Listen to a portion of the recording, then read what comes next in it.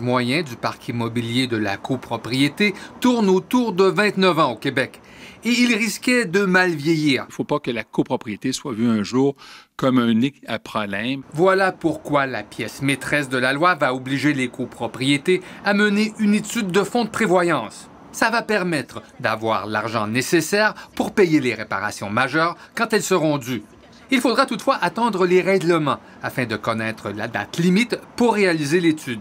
Aujourd'hui, on veut réellement qu'on ait une étude professionnelle sur les besoins financiers futurs pour faire en sorte que les copropriétaires de la 3e ou 4e génération n'aient pas à payer pour le déficit d'entretien ou le déficit d'accumulation de sommes dans le fonds de prévoyance. La loi va aussi obliger les copropriétés à se constituer un fonds d'auto-assurance, une mesure applaudie par le Bureau d'assurance du Canada. C'est la plus haute franchise qui est dans l'assurance du syndicat, sera la référence pour fixer le montant. Tout ça aura aussi un coût. Québec calcule que les charges, c'est-à-dire les frais de condo, devraient augmenter de 144 $ à 300 $ par année. Et ça sera c'est là où ça coulait. Michael Chetboun dirige une firme de gestion de copropriété. De petites copropriétés de 15 unités comme des grosses de 300. Pour qui le temps presse.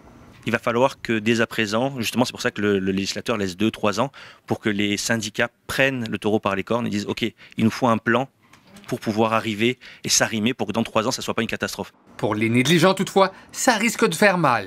Tout le monde suit, mais il y a un 10% où ça va être très très brutal. Qu'est-ce qu'on peut imaginer dans ces cas-là?